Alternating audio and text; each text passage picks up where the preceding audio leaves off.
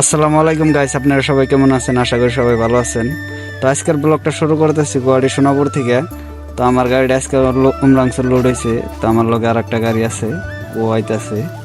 Hello guys, स्वागत है आई আছে আমার মৃদুলদা আই ভাইছে মৃদুলদা कैसे रे कैसे গাইস চাটা খাওয়ার পরে আমরা জাগিরেট এলাম। জাগিরেট যেটা গুয়াহাটি কোনো আইতে গেছে, যেটা ফার্স্ট ফ্লাইওভার পরে পয়েন্টটা পার হয়ে ওইটার তলে একটা ডিপো আছে ইন্ডিয়ান অয়েল, ওই ডিপোতে তেল দেবো।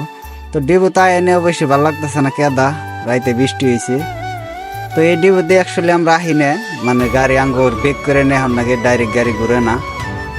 ডিপোতে তেল সেল ভরে নিলে খারাইলাম, করলাম সকালে নাস্তাটা এনে বনে করে নিয়ে যায়। আন্টি মানে বিরাট সুন্দর করে সবজি রান্ধে, মানে বিরাট টেস্টি হয়।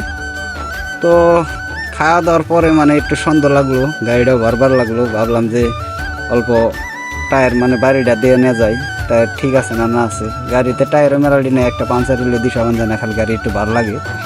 পরে দেখলাম, দেখার পরে একটা টায়ার পাঞ্চার লাগলো রেলের ভিতরেরটা। হাওয়া ফার্স্টে ভাবছিলাম কম আছে, কিন্তু এখন খাবার দিয়ে দেখি যে না, টায়ারটা পাঞ্চারই।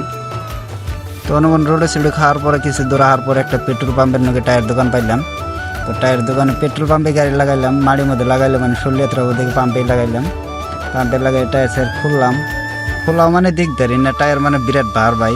এমনি নর্মালি দেখা গেলে কি হবো, এটার ওজন আছে কমসে কম 200 বেশি, 200 কেজির উপরে ওজন আছে। হাওয়াই আছে পানি 100 কেজির নাগাদ। তো এটা যদি ফাড়ে ভাই, এনে ব্যক্তি মানুষ উঠাল দেন নেবো, একটা মানুষের তলে থাকা হবে না, ব্যক্তি উঠাল দিয়ে ফাঁকি না যাবো গা। এই টায়ার মানে কথা ওখানে না, দেখলেন তো এক সাইড করে আনতে ঘুরে জায়গা।